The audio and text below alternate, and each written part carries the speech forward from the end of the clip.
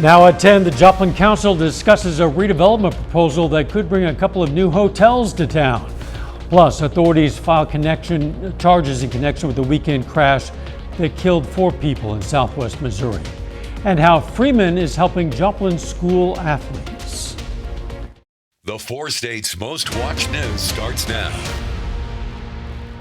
Joplin might see some big new changes in the area of 32nd Street and Range Line. This is KOAM News at 10. I'm Dow Quick. The Joplin City Council tonight approved establishing the 32nd Street Theater Community Improvement District. It would add 2 new hotels to the area and demolish the old Holiday Inn to make space. It's part of a separate project from the new B&B movie theater coming to town in the same area. A CID bond of $540,000 is needed to fund the demolition of the old Holiday Inn. A woman has now been charged in a deadly motorcycle crash that killed 4 people in Cassville, Missouri Saturday morning. Teresa Menetsky is charged with DWI. Investigators, she admitted to taking several antipsychotic medications before the crash. Reporter Michael Hoffman spoke to a rider who decided not to go at the last minute. It soaks in more and more every day that, I could not be here today speaking to you because if I had gone to ride and do some good for a benefit run, I wouldn't be here today. So somebody up there was watching me. Police say on Saturday, 4 lives were claimed in a horrific accident with more badly injured. This is the security video just moments before the crash. David Padilla is friends with many of the riders who participated, and his neighbor Bob was on the ride and invited Padilla to join. And Bob was the 3rd rider, and he told me that this lady crossed the road and hit the 5th, 6th, 7th, 8th, and 10th rider, and then the ones 6 through 10 veered off the road or whatever they did to avoid being killed and were injured as well. Padilla says many people have stepped up to raise money for the families involved, but says because he himself was so close to going, he wanted to throw his own event for the fallen and injured by putting on a concert. It's going to be hopefully on Saturday, July 15th. I'm going to have it about 10 o'clock in the morning till 8 p.m. at night. Should be about a 10-hour event. If I'm not able to have it because I can't get enough musicians on board, I will go ahead and maybe try to do it for August or September and have it inside versus outside in the sweltering heat. Because I could do it probably at Bellwood Park across the other side of town, but it's going to be very hot and I want people to be comfortable there. Now there's also an event planned to take place this Saturday, June 10th at Jimmy Mitchell Motors in Aurora. It's a car and bike show and all donations go toward helping the families involved. Some of us were fortunate enough to get a bit of rain today. A lot more would love to see some pretty warm temperatures out there through much of the day. Chief Meteorologist Doug Hetty is standing by with a first look at the weather. Douglas. Yeah, actually it turned out to be a pretty good day for us today. A hot one across the region. 91 was our high. Started at 60. Normal high is 83 degrees. And we did get some scattered thunderstorms out there during the afternoon into the evening hours, but now that we've lost our heating of the day, these have all pretty much fizzled apart, so we're pretty quiet from this point on. Still a couple little showers in our far western counties. Temperature sitting 70 to about 75 for most of us, and as we go through the night, temps drop back through the 60s, eventually into lower 60s, but a quick rebound tomorrow. Look at this, sunshine back to 80 by 10 a.m. More thunderstorms in the forecast. We're going to look at that here in just a bit. See you soon. Some area middle and high school athletes among students participating in other activities got their free physical examinations done today in Joplin. KOAM's Yana Altala talked with officials and athletes about the annual exams for youth.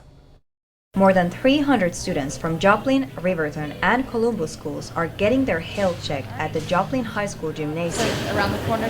The mission of the Missouri State High School Activities Association now requires all student athletes and members of activities such as band to have a pre-participation physical every 2 years. Orthopedic surgeon Robert Lawrence has been doing high school physicals in Joplin for 26 years. We're trying to pick up any previous injuries they've had or any health problems they have. A lot of times whatever their family history is really important. So if their dad's had heart problems or they've had passing out episodes, you're trying to pick up those things. And if If they had prior injuries, musculoskeletal injuries, you're trying to pick those up as well. Staff members say the partnership between Freeman and participating schools can save a great amount of money, especially for a family that has several athletes. Typically, if a athlete went to their family doctor, it probably cost them $65 to $100 to get the exam. So we're running through 300-400 kids a night. So it's a lot of savings to kids. Students like the efficiency of the physicals. It can help reduce risk on the coach's side and everything else. If the athlete's not healthy, then it's a risk and a danger putting them out on the field, court, anything. And I just feel like this is a great way to help reduce that risk and help get the right kids out there. In Joplin, Janna Hautala, KOAM News. Now, High emphasizes the importance of getting the physicals done before the season. There will be 2 more scheduled examination nights this month at Neosho Junior High and at Webb City High School. Missouri Southern State University is inspiring kids to try new sports and activities. Children's Lifetime Sports Academy is held every year at MSSU. For 4 days and at $125 a kid, the goal of Sports Academy is to teach skills and to promote an appreciation for simply being active. So you put them in partners a lot, you get them in groups and teams so they can work together, play little games with each other, like shoot to the flag and stuff. But the campers kind of help with some of those groups as well. And you even saw some of the campers playing, so which is good. The Academy welcomes children of all abilities, ages 7 through 12. The Joplin Regional Airport got a temporary makeover as it makes room for an aviation history exhibit.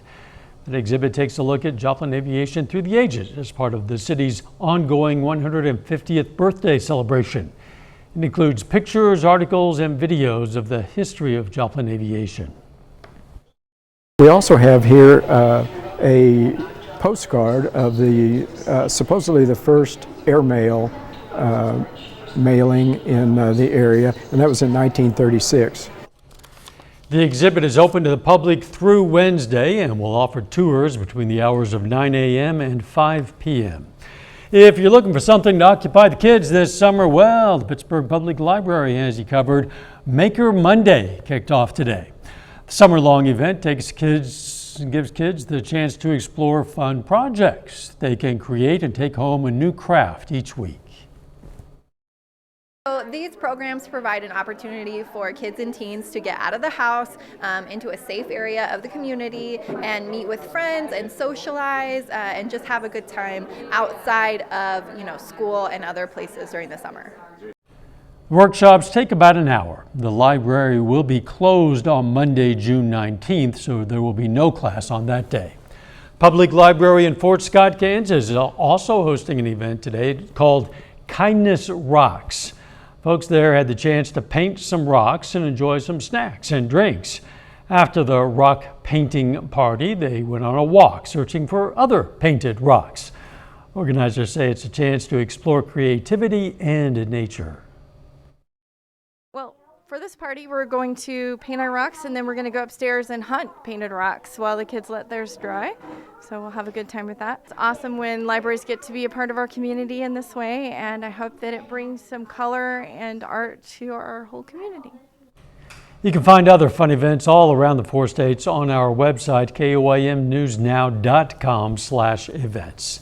Still ahead, the federal grant that could improve safety at some railroad crossings in Kansas. Plus, the NTSB is investigating a plane that crashed after flying into restricted airspace over Washington, D.C.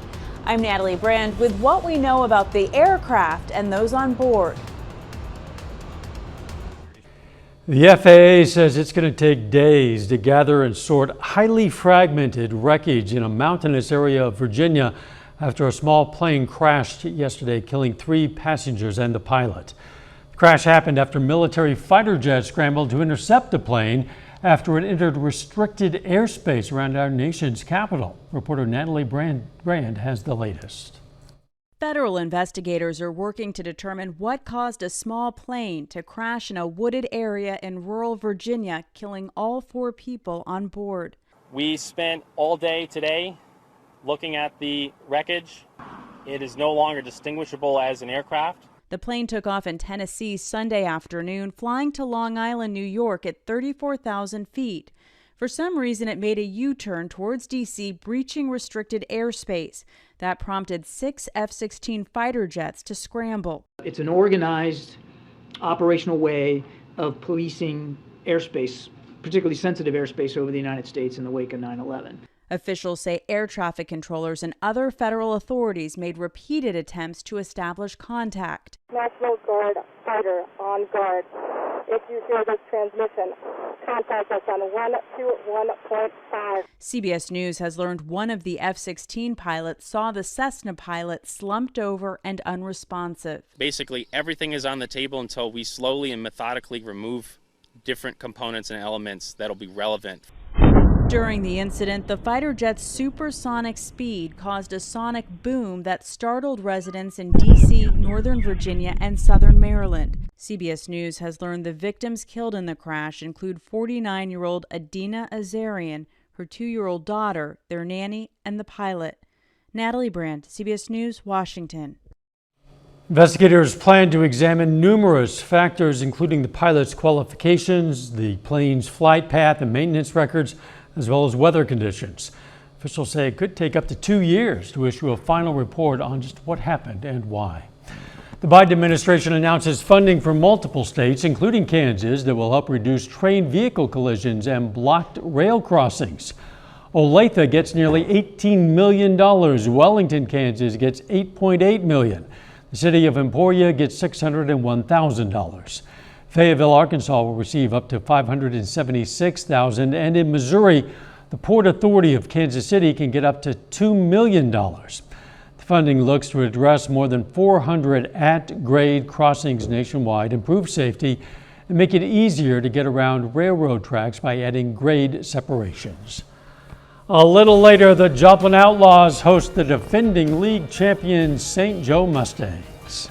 Plus more thunderstorms and heat in the forecast. We're going to look at that coming up.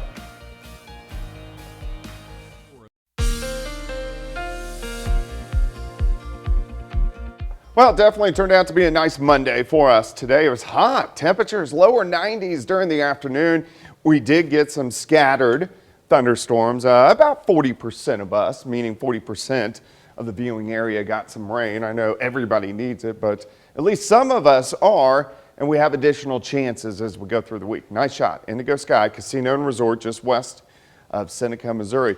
All right, no rain at the Joplin Airport for the month, about a half an inch, but look at this, almost 7 inches behind where we should be for this time of the year. Fort Scott, 65, 73 Independence, 78 Grand Lake Carthage is sitting at 71. We're going to look at 7th and Rangeline currently sitting at 72. Winds are pretty much calm. It's going to be quiet across the region tonight, and then we heat up again tomorrow and pretty much do the same thing that we did today. All right, most of us will drop back lower 60s. Quick warm up near 80 by 10 a.m. All the thunderstorms that were out there earlier, these are gone now. We lost the heating of the day, so we don't have the instability in the atmosphere to support these showers and thunderstorms. So they're gone. We're quiet for the rest of the overnight hours tonight, and you can see all these guys pretty much just falling apart over the past few hours. All right, dome of high pressure to our north, clockwise winds. That's why these storms have been working from east to west, and we do have chances for a little bit more widespread rain once we get a little bit later on in the week. So let's go to Wednesday. Look at this cold front backing in, sits on top of us on Thursday, which will give us that lift to get showers and thunderstorms. And it's Thursday that we could get some wider spread showers and thunderstorms. But even on Friday, the front still kind of hangs out, and then warm front pushes through over the weekend. But rain chances, at least better chances, later on this week. All right, let's go through the next 48 hours. By morning, we're sitting lower 60s. As we go through the day, we warm mid-80s. By noon, isolated thunderstorms once again for us tomorrow afternoon. The better chances to see rain are going to be in Kansas and Oklahoma. If you live in Missouri, your chances are significantly lower. Any showers and thunderstorms that do pop up, again, we lose the heating of the day. They're gone by tomorrow night. So let's go to Wednesday morning. Wednesday, we heat up near 90 again. There may be one storm that pops up Wednesday, but I think Wednesday is the drier day of this week, even though all these storms are pretty scattered. All right, let's go through the overnight hours. 63 at 7 a.m., 84 by noon. You can see the isolated thunderstorms starting to pop up during the afternoon. 86 by 4, but I think a high temp right around 89, 90 degrees, very similar to what we did see today. 90 on Wednesday, 86 Thursday, 87 on Friday. We are going to have scattered thunderstorms Thursday, Friday into the weekend. It doesn't look like a washout, but the thunderstorms are going to be there. We do cool down a bit early next week and then really heat up again late in the week next week. So, but overall, pretty typical for June, but we need the rain because July is really going to dry out. And it has been too dry for too long. I know, it really has. Thanks, Doug. Millions of people are getting their hands dirty to mark World Environment Day, an event celebrating action to help save the planet. Among other things, in Paris, crews are working around the clock to clean up the polluted River Seine in time for next summer's Olympic Games. Still ahead, a Missouri Southern infielder earns his third All-American award this season, and the Joplin Outlaws hit the field against the defending Mink League champions. Jacob Leonard has those highlights and more up next.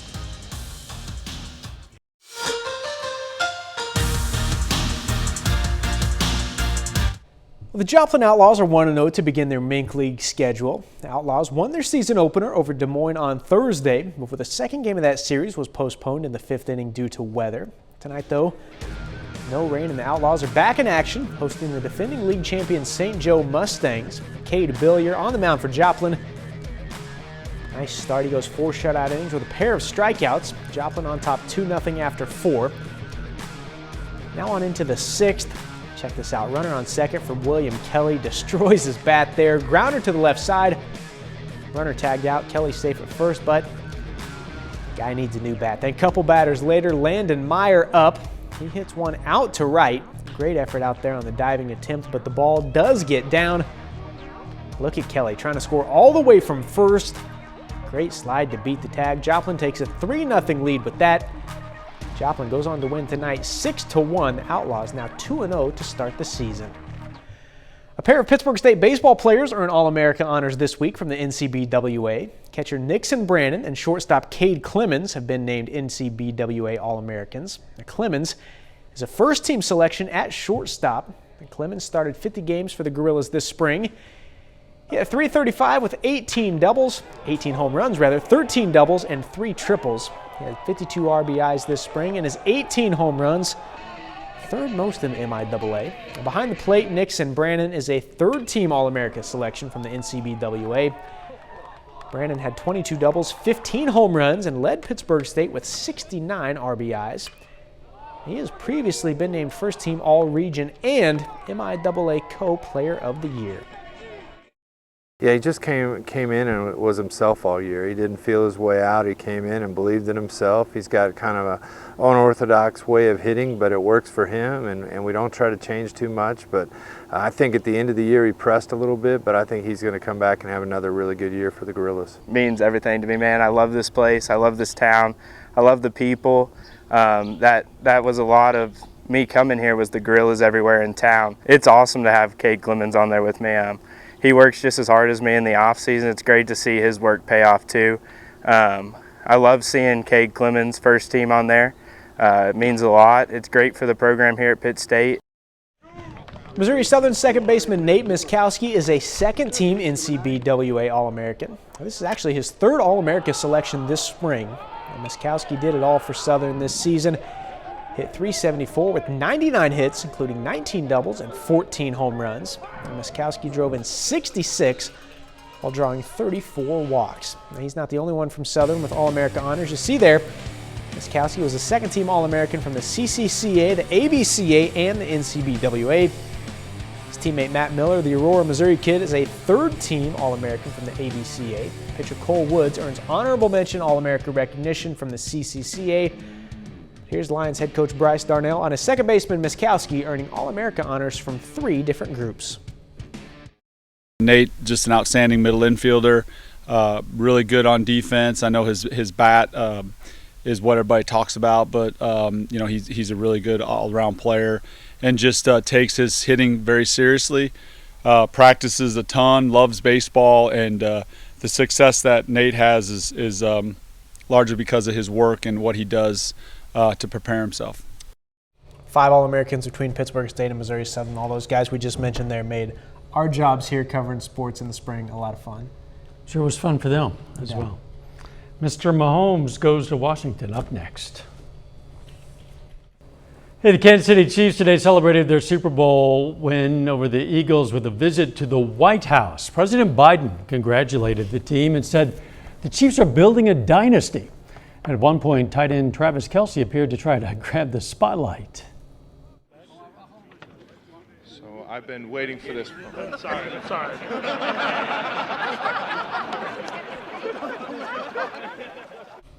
Today's White House visit was a first for the Chiefs. They missed their chance in 2020 due to the coronavirus pandemic following their Super Bowl 54 victory. That anticipation there from Mahomes, that's why he's good. He got himself out of a bad situation there potentially. He's done that more than once. Usually Kelce is the one helping him out of the situation, Right, yeah. not getting him into it. It's hard to know how much of that was orchestrated. I think probably most of it. Yeah. But Kelce's a big kid, though. Yes, he is. He's the life of every party. Yes, he is. He is the party. Weather looking like we might get some more storms. Yeah, pop-up storms again for us tomorrow afternoon, mainly on the Kansas and the Oklahoma side. Hot, near 90 on Wednesday. Final sports The now. Joplin Outlaws 2-0 to begin the season. They're back in action on Wednesday on the road against Sedalia. Very good. Thanks for joining us. Don't forget the morning show starts at 5 a.m. Let's make it a great tomorrow.